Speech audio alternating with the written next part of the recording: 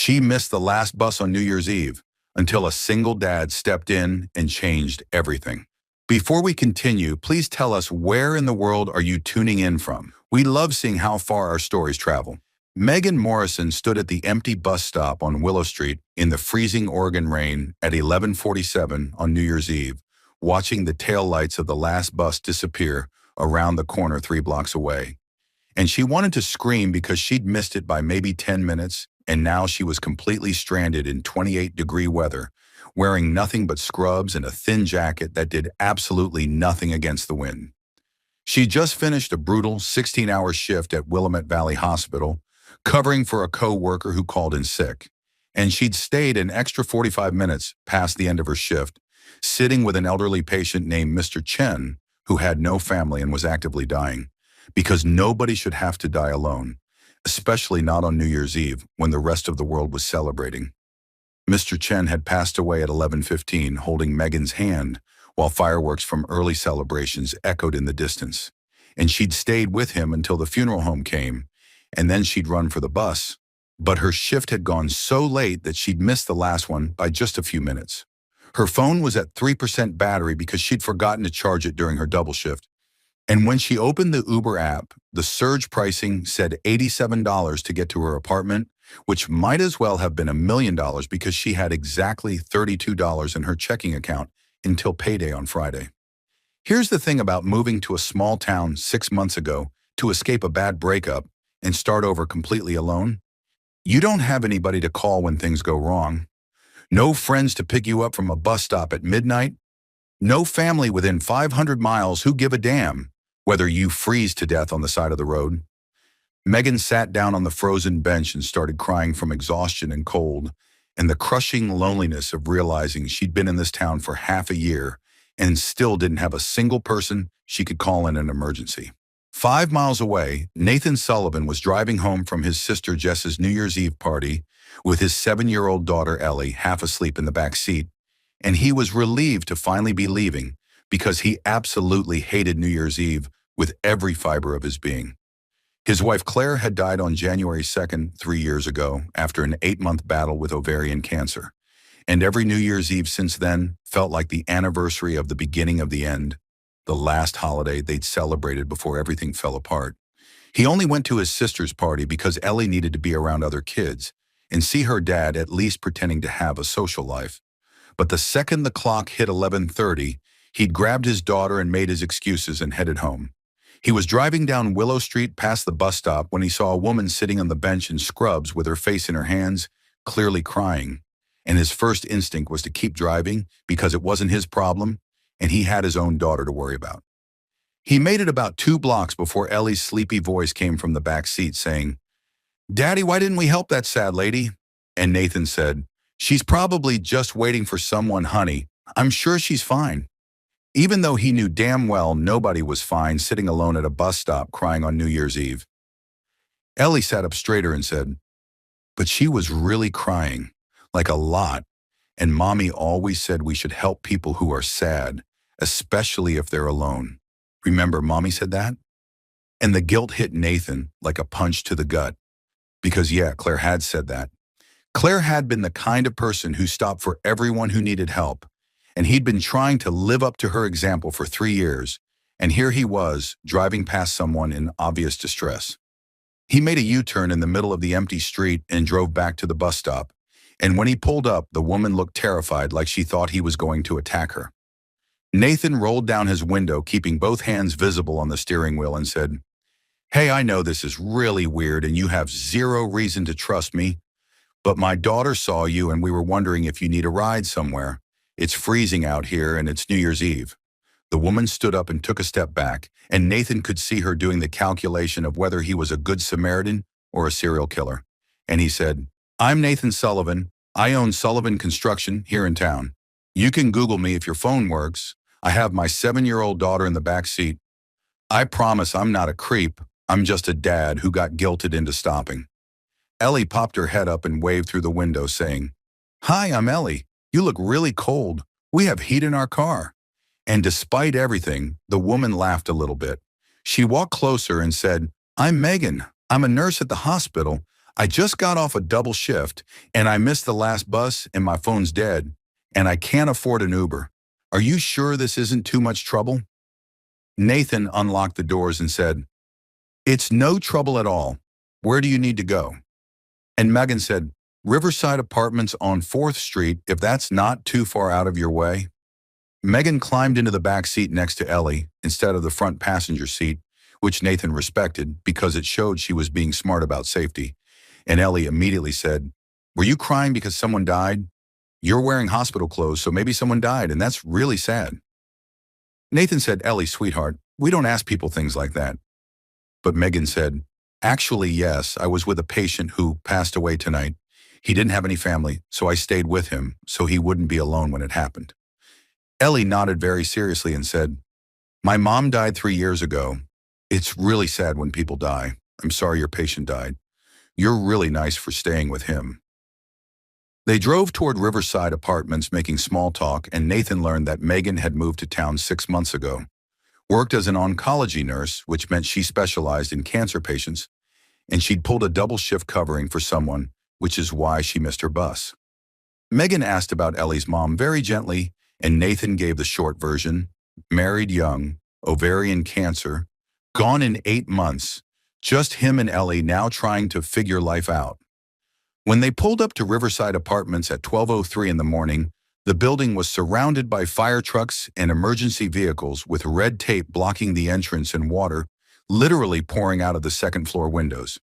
Megan's face went completely white, and she jumped out of the car and ran to the building manager, who was standing outside with a clipboard looking miserable. And Nathan and Ellie followed because this clearly wasn't good. The manager explained that a pipe had burst around 8 p.m. and flooded multiple units. The building was condemned until repairs could be made, which would take anywhere from 2 to 4 weeks minimum. They'd posted notices on doors and tried calling all residents, but obviously Megan had been at work with a dead phone. Megan asked, What am I supposed to do tonight? Where am I supposed to go? And the manager shrugged and said, Hotel maybe? Family? Like it was the most obvious thing in the world. Nathan watched Megan's face crumple as she realized she had neither of those options, watched her sit down on the curb with her head in her hands while fireworks went off in the distance, celebrating the new year. And Ellie tugged on his jacket and whispered, Daddy, she doesn't have anywhere to go. We have to help her. We have the guest room. Nathan knew it was crazy, knew you don't invite complete strangers to live in your house.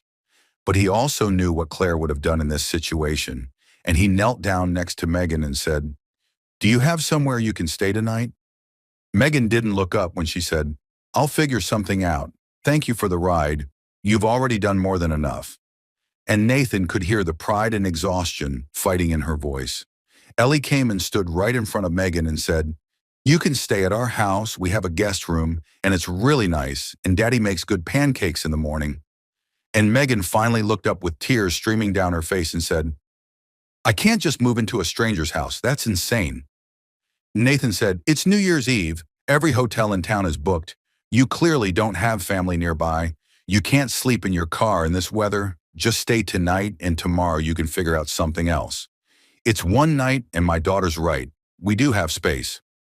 Megan looked between Nathan and Ellie for a long moment and finally said, Just tonight, just one night. I'll be out of your hair first thing tomorrow. Thank you so much. I don't know what else to say.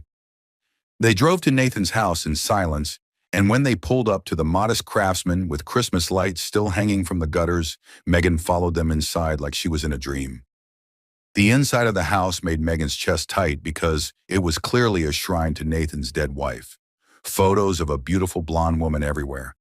Decorations that looked like they hadn't been touched in years. Everything frozen in time like a museum. Nathan showed her to the guest room, which was clearly his late wife's craft room with a sewing machine in the corner and half-finished quilts on shelves, and he said, Bathrooms across the hall, towels in the closet, help yourself to anything you need, and Megan, seriously, don't worry about leaving early. Get some rest, you've had a hell of a night. Megan sat on the bed after he left and looked around at all of Claire's things and thought, I just moved into a dead woman's craft room on New Year's Eve. This is either the beginning of something or the biggest mistake of my life. Megan woke up on January 1st at 8 in the morning to the smell of pancakes and the sound of a 7-year-old jumping on her bed yelling, "You're still here, you didn't leave. Daddy's making breakfast, and he never makes breakfast. This is so exciting." And for the first time in 6 months, she woke up feeling like maybe she wasn't completely alone in the world. She followed Ellie downstairs to find Nathan in the kitchen, with flour on his shirt, flipping pancakes, while the radio played some country station, and it was so domestic and normal that Megan felt like she'd stepped into someone else's life. Over breakfast, Megan explained that her landlord had texted saying the apartment building inspection would take at least 3 to 4 weeks before anyone could move back in, and she was doing math in her head, trying to figure out how she could afford a hotel for a month on her nurse salary, when Nathan said something that made her brain completely stop working. He said, "Look, this is going to sound crazy, but the guest room is just sitting empty, collecting dust. Why don't you stay here until your building is fixed? And honestly, you'd be helping me out because I work really long construction hours, and if you could just be around when Ellie gets home from school, that would be huge." Megan said, "I can't just move into your house. We literally met 12 hours ago. That's insane." But Ellie was already bouncing in her seat saying, "Please stay, please, please, please. I really like you. And Daddy's never home after school and the babysitter's boring." Nathan said, "I'm not asking you to be a nanny. I'm just saying if we're both here anyway and you happen to be around, it would be mutually beneficial.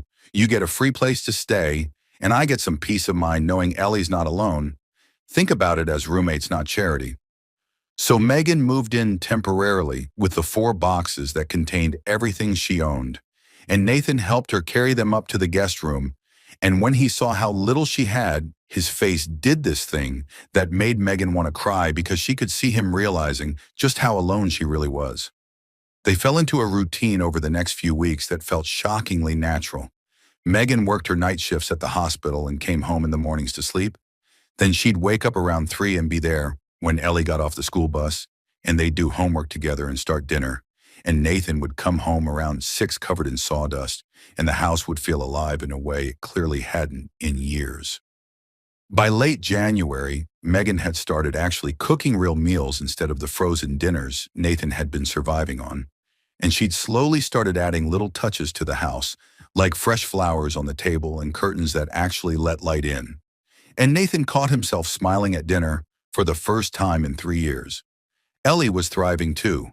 Her grades improved and she was laughing more.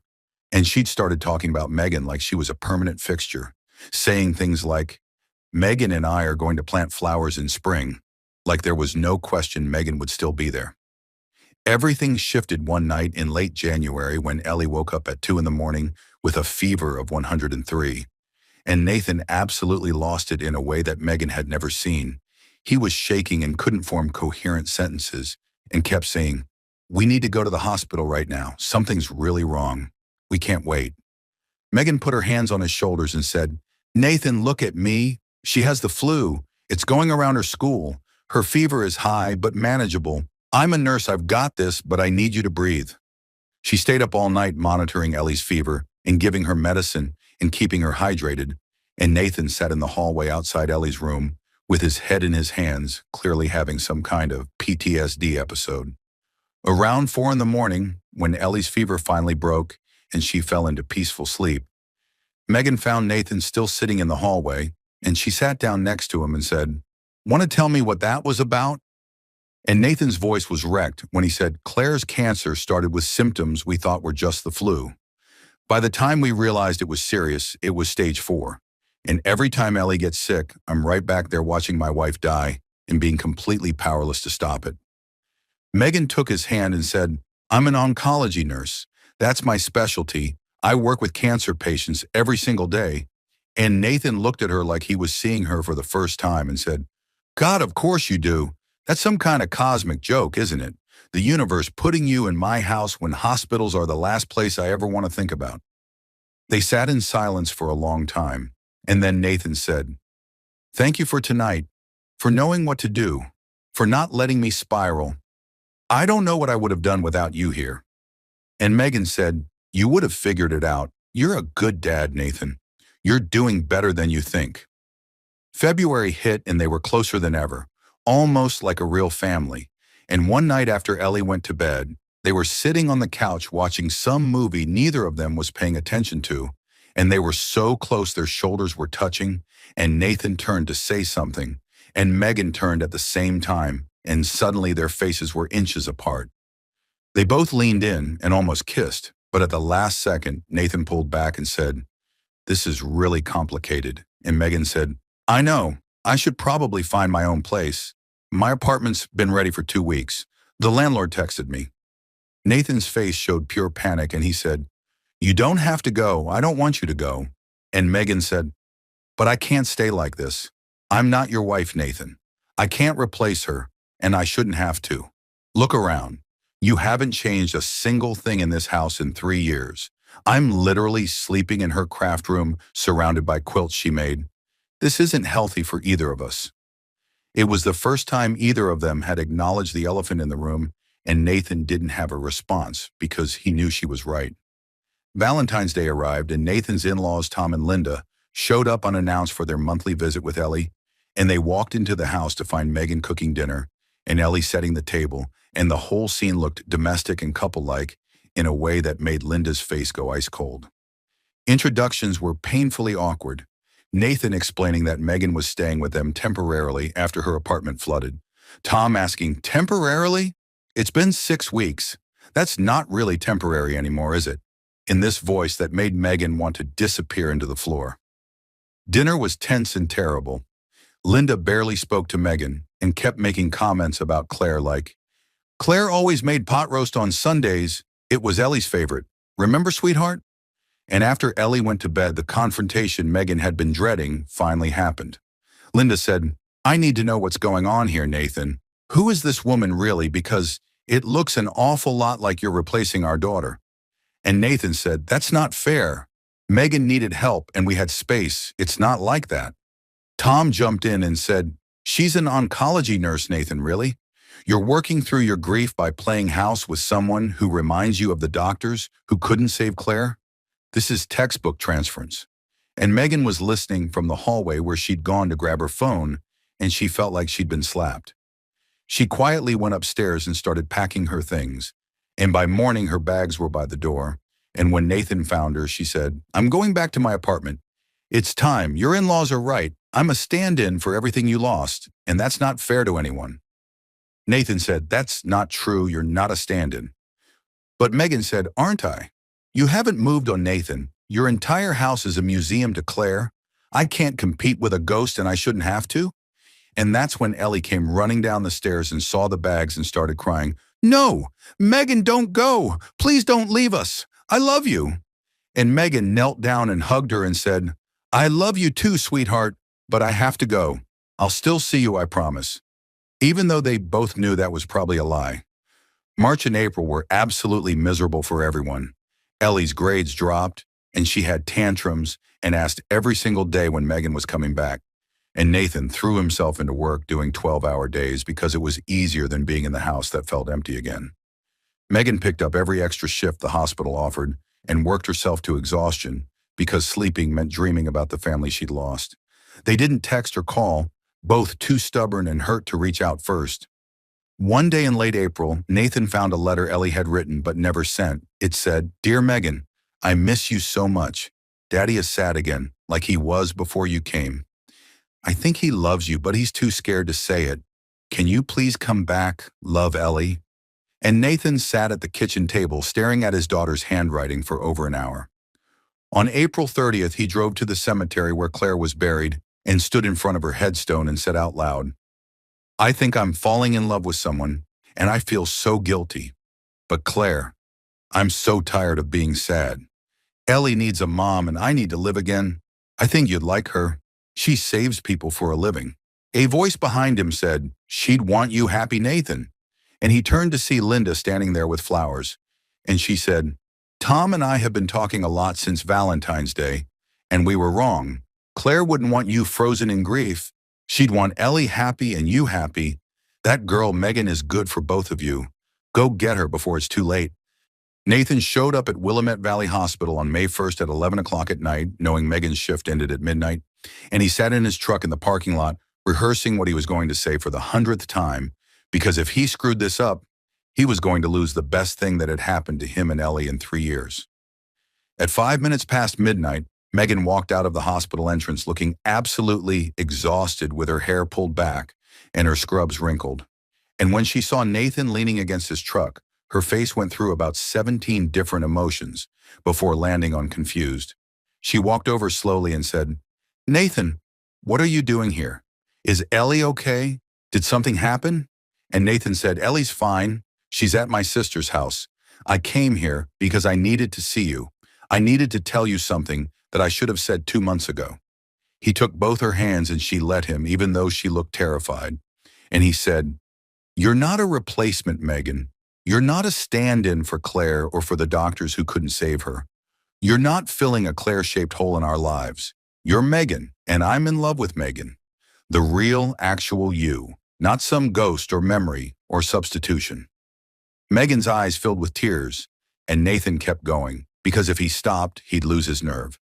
"I've been living in the past for 3 years, keeping everything exactly the same, because changing anything meant admitting she's really gone. But you showed me I can honor Claire's memory and still build a new life. Those two things can exist together." Megan was full on crying now, and she said, "I'm so scared, Nathan. I'm terrified of not being enough, of you always comparing me to her, of Ellie losing someone else if this doesn't work out. I can't break that little girl's heart." Nathan wiped the tears off her face and said, "I can't promise everything will be perfect, but I can promise I see you, the real you, not anyone else. And Megan, Ellie's already lost you once. She's been grieving you for 2 months. She wrote you a letter saying I love you, but I'm too scared to say it. And she was absolutely right." Megan laughed through her tears and said, "I love her so much. I love both of you so much it terrifies me." And Nathan said, "Then come home for real this time, not as a temporary roommate. Come home and let's be a family."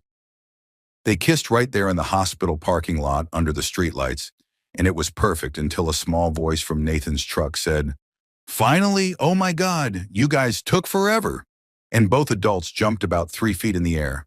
Ellie popped up from the back seat where she'd apparently been hiding the entire time, and Nathan said, "Ellie Marie Sullivan, you were supposed to stay at Aunt Jess's house. How did you even get in my truck?" And Ellie grinned and said, "I snuck out. You needed backup. Hi, Megan, I missed you so much." All three of them ended up in a group hug in the parking lot, crying and laughing, and Megan said, "You brought a 7-year-old on your grand romantic gesture?"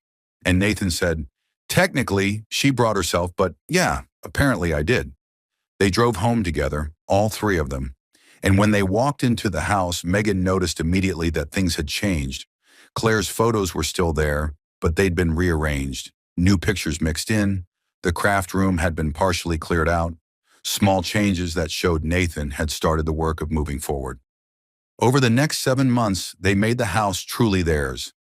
Megan and Nathan redecorated together, keeping the things that mattered but adding new memories.